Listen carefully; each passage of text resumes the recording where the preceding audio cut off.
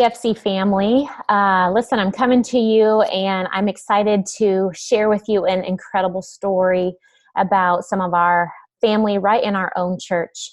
This is the time of coronavirus, and it has changed so many facets of our lives. And one of the incredible things that we're watching our church do is you are literally being the church, a community of support. You are the hands and feet of Jesus as you are walking out this time, as you're serving and loving one another. And it's everyday people like you who are actively taking your place in the body of Christ. And so I wanted to share with you a really awesome story about something that has happened here recently. And these are my friends, Nicole and Manuel Banegas. I don't just say they are my friends. They are literally really, really great friends. And they are a part of our CFC family. And they have been doing something here lately. I want to have them share a little bit more about that with you. But Nicole, Manuel, tell us a little bit about you, your family, and how long you've been a part of Cornerstone. Okay. For me, I started coming to Cornerstone at the end of 95, 96. And it's been a long time since I've been coming to Cornerstone. And that's where I met Nicole at church and youth. And we've been married. This year it will be 20 years since we've been married. Do you have anything to say about that? I am Nicole, and I've been coming to Cornerstone since Cornerstone was Cornerstone. So we have 8 children, 5 of which, well, normally 5 are home. Now 7 are back home. And my mom lives here, so we got a lot going on around here. You have a full house. Yes, we do. Awesome. Well, recently, what we really wanted to highlight today was a new service group that you guys have started called 99 to the Rescue. And it's just been really cool to see it taking shape. Tell us a little bit about 99 to the Rescue.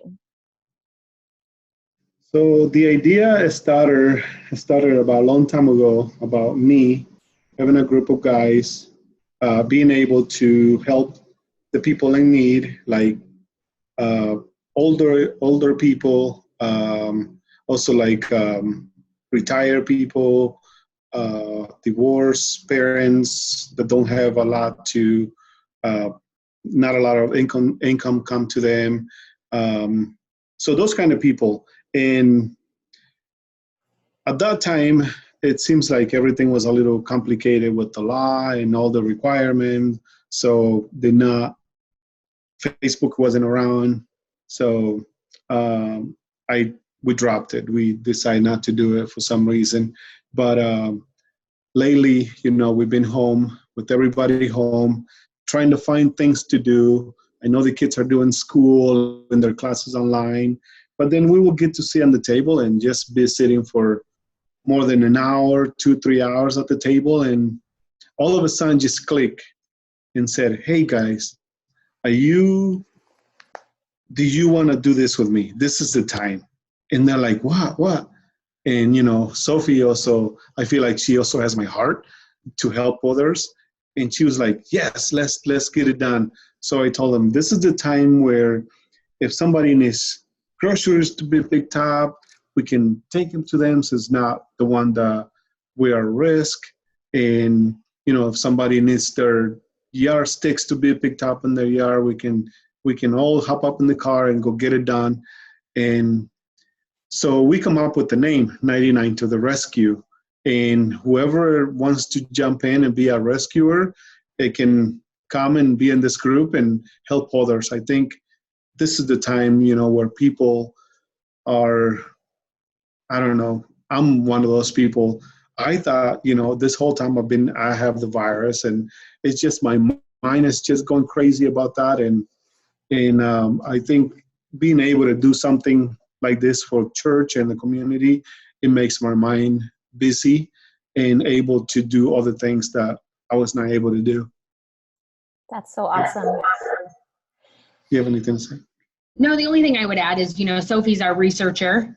And so she had been looking into, we hear on the news and all sorts of outlets that healthcare workers and food service people, all of these people who are still having to go to work every day, were running out of supplies to keep safe.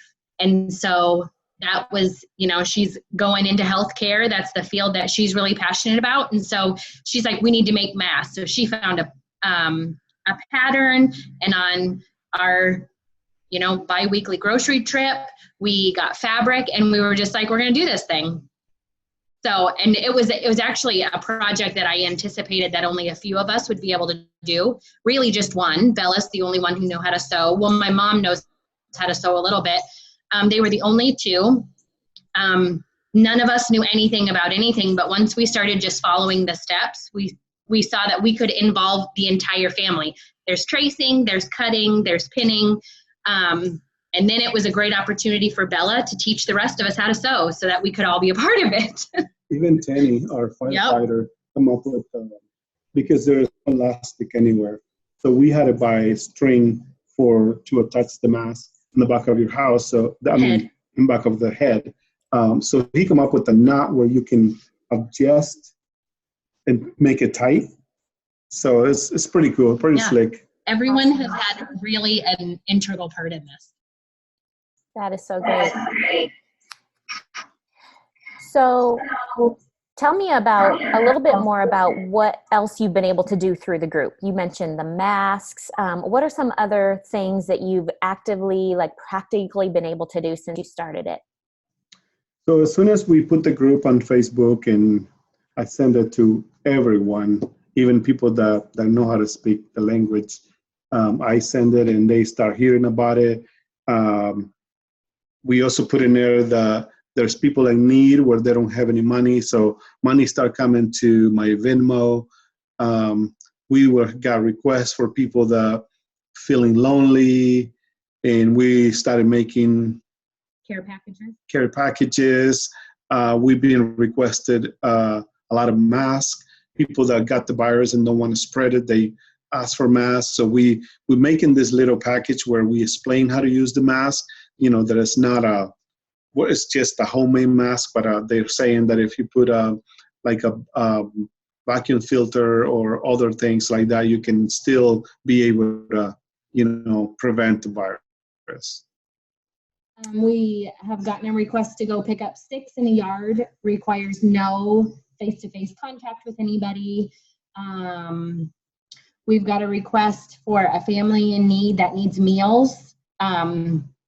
So we're figuring out a way to keep everybody safe and to get this family some food.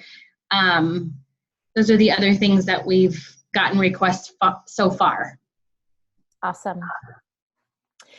Before you tell us how people can be a part of the group, tell us why it's called 99 to the Rescue. Why the name? So it always, that verse I'm thinking is in Matthew, in Luke, that it says that he left, the pastor left the 99 to go rescue that one that was lost. I feel like this is the time as a church, as a Christian, we need to leave the 99 and go help those ones that are really in need. And I don't know, that has always been in my heart to be able to help people like that, since, we have a better way to, I don't know how to explain it, but with my skills, with all the kids that we have, the connects that we have, I think we are available to help others. I love that. So powerful. So finish up by telling us how people can be involved. Maybe they have a need and they'd like to request some help for that, or maybe there are people who want to help meet some needs. What's the best way for people to get involved? So if we are not friend on Facebook, then you can request to be friend, and then you can message me, you can text me. My phone number is in the group. Also, we have 2 forms that you can fill out. One to be a rescuer, and the other one is to the need. If you have a need, you can fill that out, And if you have problems filling that form, you can always text me. And if you need it, we will be there. These two forms on the Facebook page, the one to be a rescuer, and it lists all of the services so far that we've thought of, and we just the other day updated it with care packages when we got that request and thought, oh, that's a need that we could easily fill. So we added that to the form, and so you can check your availability, what you're interested in helping with, or we realize that some people aren't comfortable even with going out or even having minimal face-to-face contact. So you could be a monetary rescuer. So you could still fill that out and let us know how you want to contribute. And then, all that information's on there. Like Manuel said, all of his contact information's on there. But we're really trying to kind of streamline and keep our communication and document what we're doing so that we can have a good documented testimony for this group. So if you would please go to the page, that's where we would really like all of this to come, but don't hesitate to contact us. And then also if you are in need or you know of someone in need, that form is on there, and we ask for your name, your phone number, and then to give us a little description of the need so that we know best how to fill it. We don't ask for your address on there. We just want to, we're trying our best to think of everything to just protect everybody's privacy. If it's a need that needs to be delivered, then we will reach out to you and just communicate straight with you how we're going to get that accomplished. And we also started receiving boxes from people that wants to help. They have bringing us book, toilet paper, I think some food, like in boxes. Yeah. Or cans. Some movies, maybe. I don't know what all's out there, but yeah, we've gotten some donations left on our front step too. So a lot of different ways that people could be involved. And I love too how you guys, your whole family is a part of this. I know for my family, that's something that we'd love to do, is to be able to serve together as a family too.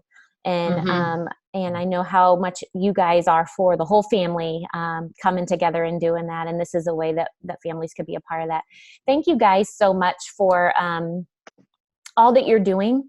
To say yes to something, for this to be the right time, Manuel, where that dream in your heart was fleshed out, and you're taking those steps and you're leading your family in it.